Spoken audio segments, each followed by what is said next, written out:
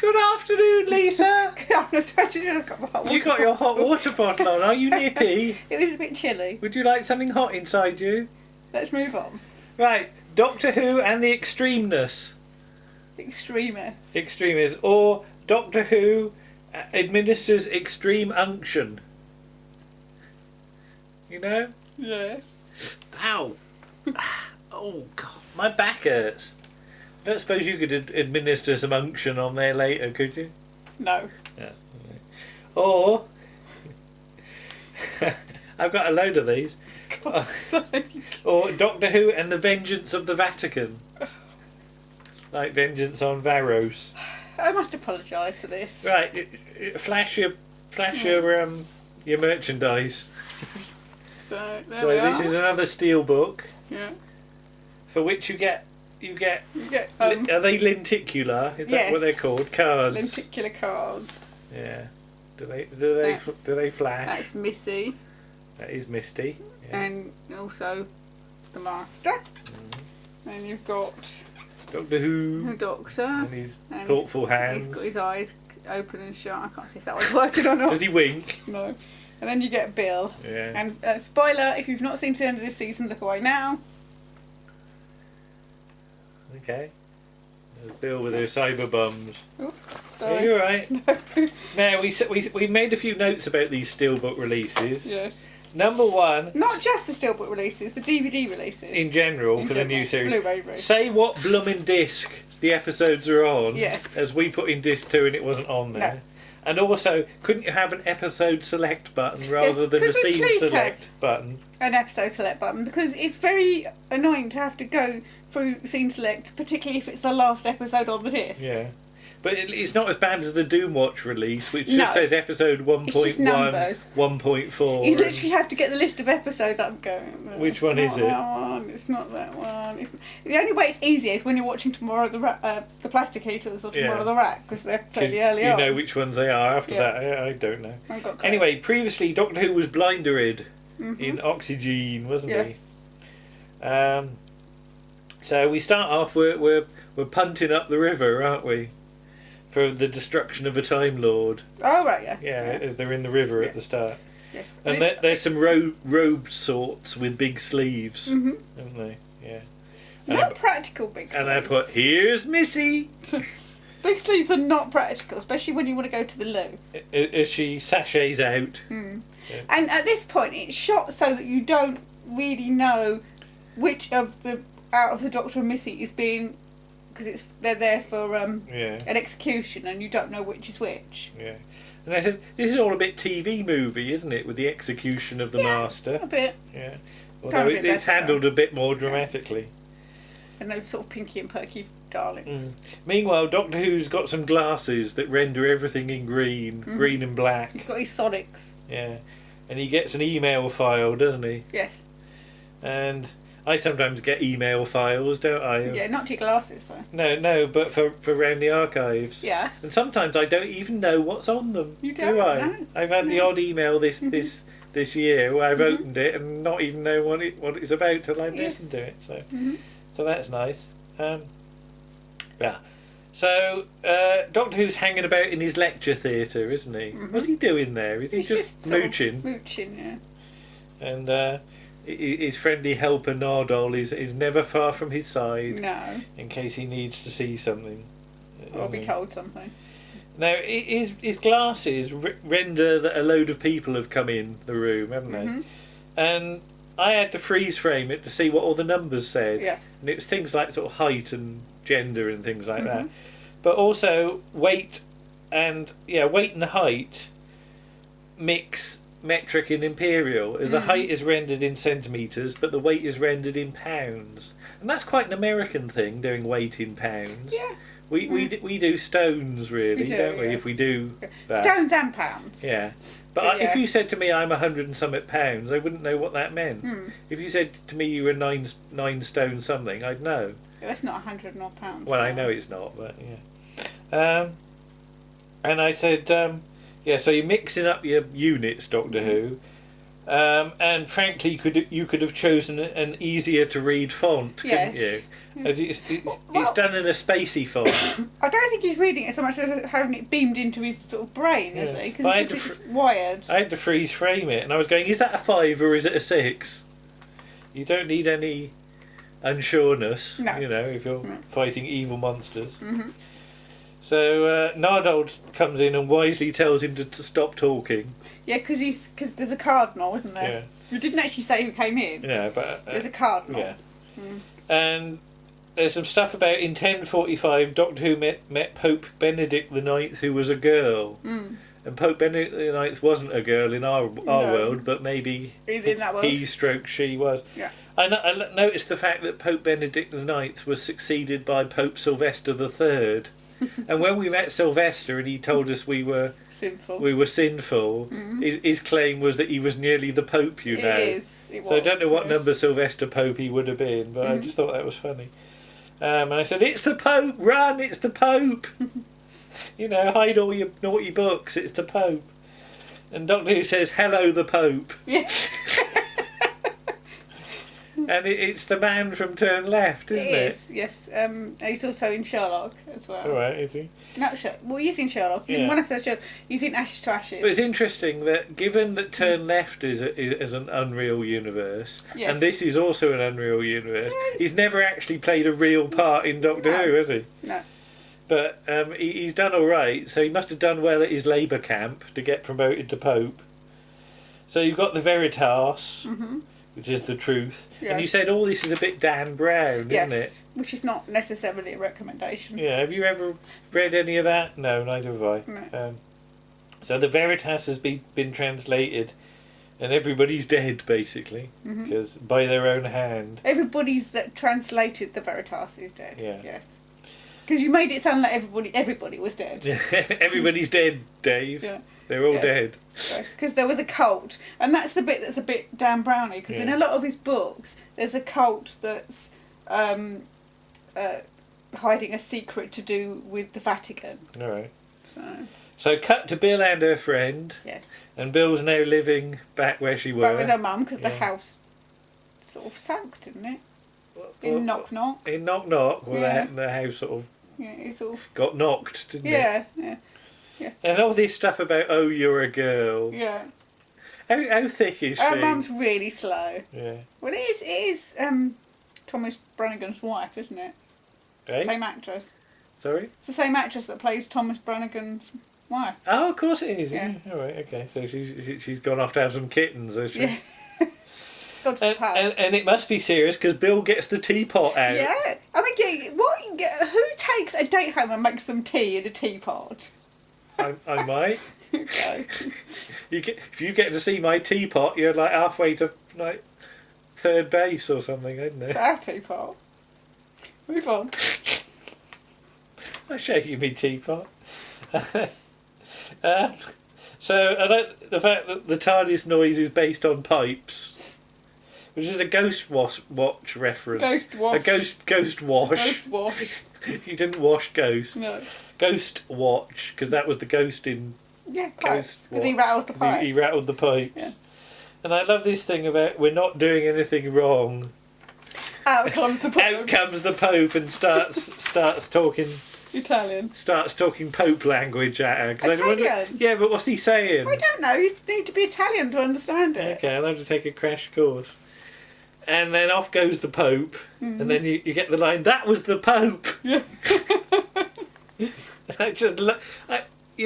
For me, Doctor Who works really, really well when you suddenly crash two images together unexpectedly. And I think this is one of my favourite ones from this season. It's just such an incredibly silly scene, but... Yeah, because you also get this sort of the mundaneness in Empress of Mars of them having tea on Mars. Yeah. And and Anthony Carver's character offering tea. And in Bill's bedroom there are a load of priests. They're a load of priests and they're all sort of standing there. Is it like they've done an exorcism on her bed or something like that? I hope she goes in because when her friend Penny runs away, she looks at them and you're all going to hell. And they would just sort of look at her. They look a bit sheepish, but there's a flashback to what turns out to be a hooded Nardole who's had a message from River and permission to kick your ass. He does a great thing as well, Matt Lucas, where the voice he starts with... Yeah, it's quite low. It's quite low. So you don't, obviously, because he's got the hood right down, so you can't see it's Nardole until he says about kicking his ass. So, I mean, I know it's explained... Is it explained early in the series how he gets put back together? Yeah. He's got a cybernetic body or something, yeah, something like that. Yeah, because he drops a nut, doesn't he, in Start a Deep Breath. Not Deep Breath, what's it called? The pilot. The pilot, yeah. Yeah, he moves his arm, there's a noise, and then one of his nuts falls off. It's true. Okay. And he sort of kicks it under the way. So you've got the Vatican sorts on the TARDIS, haven't you? And that's where they're headed for. So they all go outside in the Vatican, and Nardole says you're blind and you don't want your enemies to know. Yeah, but why don't you want real to know? Yeah.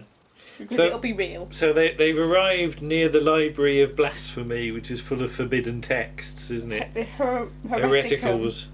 Hereticum. Yeah, and off the Pope goes because he's got Pope business to attend to.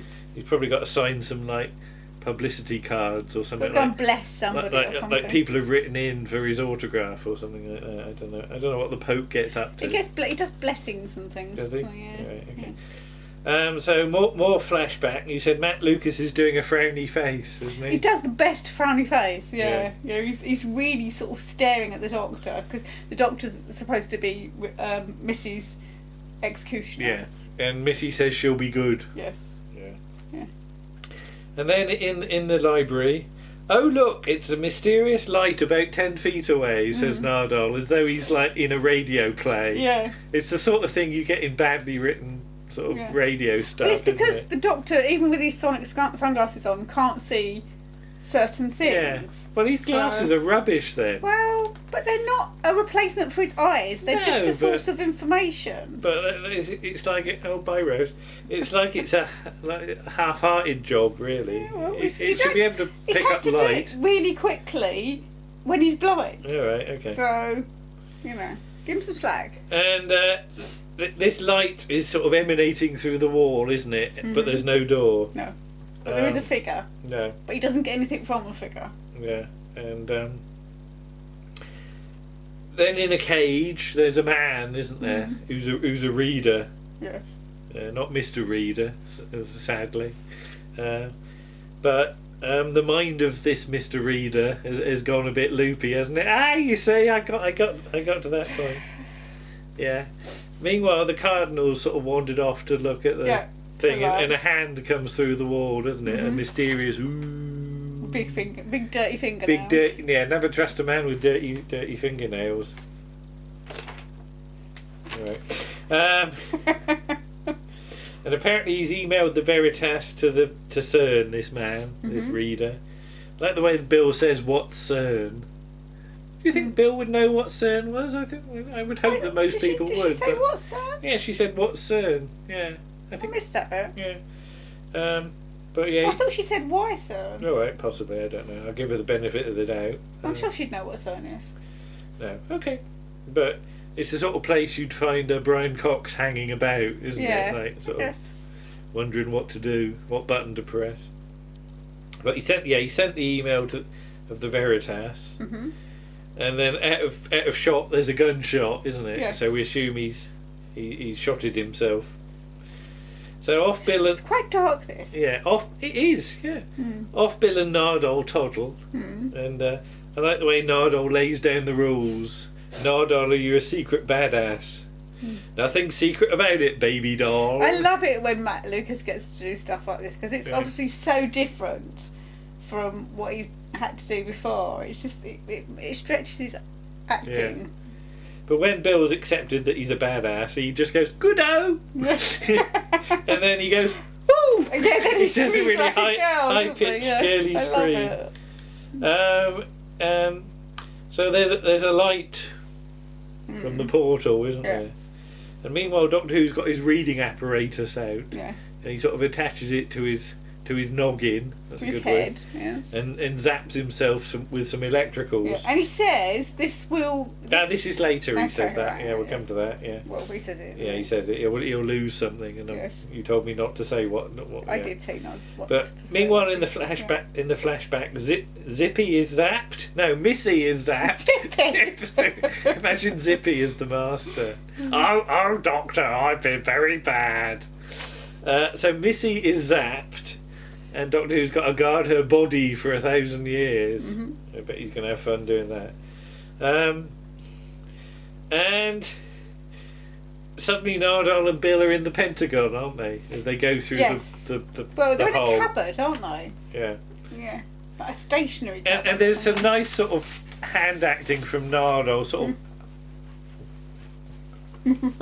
It's just like really silly, isn't it? So yeah, he's always good for that. And then they're in a white room full of projectors. And given that the Vatican's projected from one room and the Pentagon's from another, I said, what's all the other rooms? We later found out that CERN is in one of them, but there's about 6 more not accounted for. So I wondered if they had got a bit sort of worried by the end of the last few. Do you go through to like Arkwright's shop from Open All Hours or Chigley or something like that? I'd just like to imagine like Nardole as a little Chigley figure. Well, is it Ashes to Ashes or did Life on Mars? Life on Mars did a Chigley? It wasn't Chigley. It was Camberwick Green. Well, yeah, but it's all the same universe. So we've now find ourselves in CERN, and thankfully there's loads of big signs up that say CERN. Yeah, it's just a really easy way of getting things over, isn't it? Yeah, because we always laugh at that French one of Rivals of Sherlock Holmes with Derek Jacobi in, where to show that they're in France at one point. They put a French flag up, yeah, and a man cycles across the front of frame. Does he have onions? No, he doesn't have onions, but he says, bonjour. I think he's got a stripy top, hasn't he? Yeah, possibly. Yeah.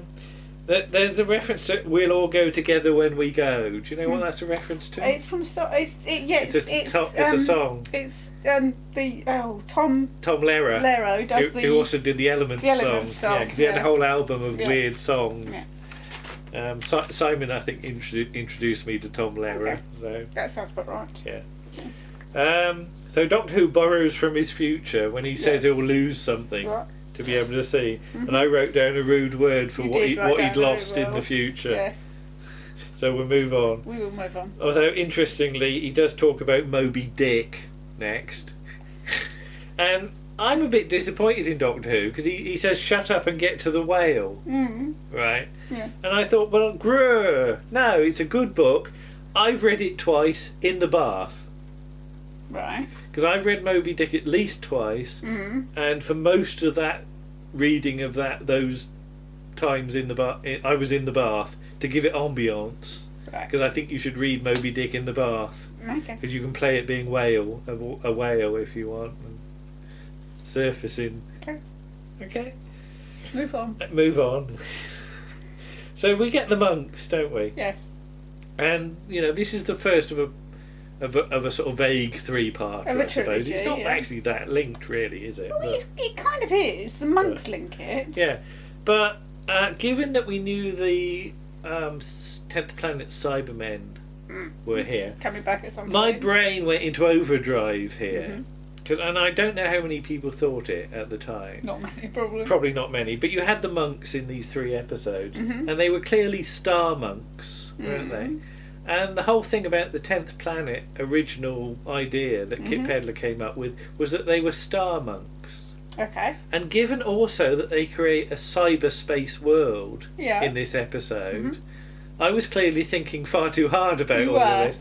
Because I assumed these were like the Cybermen before they were Cybermen, if you see what I mean. These were the star monk versions of the Cybermen. But I was completely wrong. Hey. And we couldn't do the next episode, the pyramid at the end of the world, because you would have got very cross about the lab science technique. and the lab safety. Though Toby Haydock was nearly in that part. Yeah, but it's dreadful lab safety next episode. If you're in a lab and you've got stuff in there that's dangerous, don't take a drink in with it. Well, don't do any of what they do in there, frankly. But definitely don't take a drink in with it. But at CERN, it's 5 minutes till the Big Bang, so they break out the wine and the champagne and what have and you. there's a weird mix of acting styles from the extras. Is there? Well, yeah, because some of them have got their heads in their hands, and some of them are sort of laughing and joking, and you're like... Right, I suppose how you react to stress situations. Yeah, but it's just... Where'd they get all the dynamite from? Did they have to send off for it? There's an awful lot of it. You don't tend to have dynamite knocking around in CERN. But then again, it is a...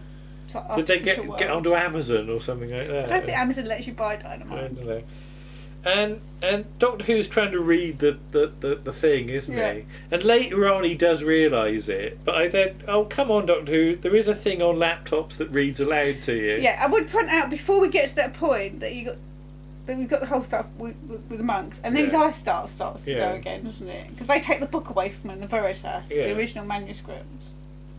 But yeah, okay, never mind. He realises in the end he's under stress. But yeah, in vino veritas. This isn't the world. And there's all this stuff about random numbers are not that random.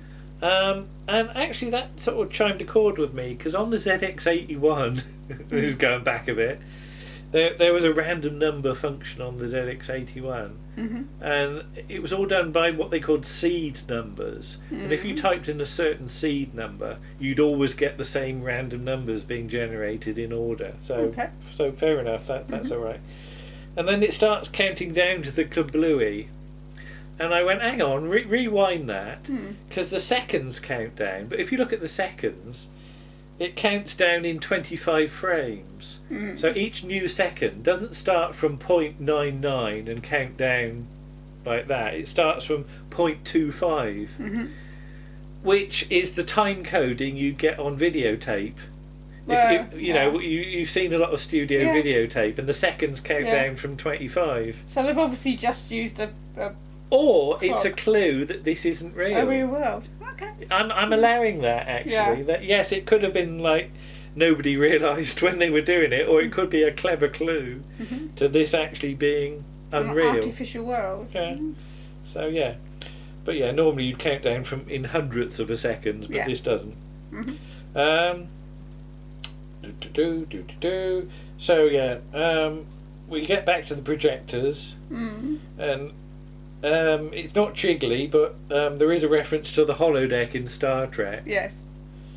I never quite got the holodeck in Star Trek, what the rules were, because it was one of those ones that whenever we needed a weird story, the holodeck would go wrong, so we could have Sherlock Holmes or like Cowboys or something like that. Moriarty, wasn't it, that they used? Yeah. Because Moriarty became...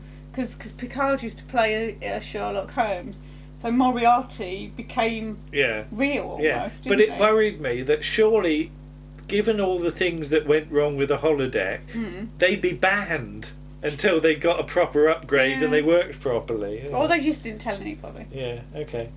I haven't really played Grand Theft Auto, but and I've said it before, my ideal VR game would be Dad's Army, where you'd go around a virtual Warmington-on-Sea and have to do things like get Godfrey to the clinic on time, and like if you walked right to the edge of the map, you'd find the old empty barn and there'd be nothing in it, you know. And I'd love a Dad's Army VR game. I really would.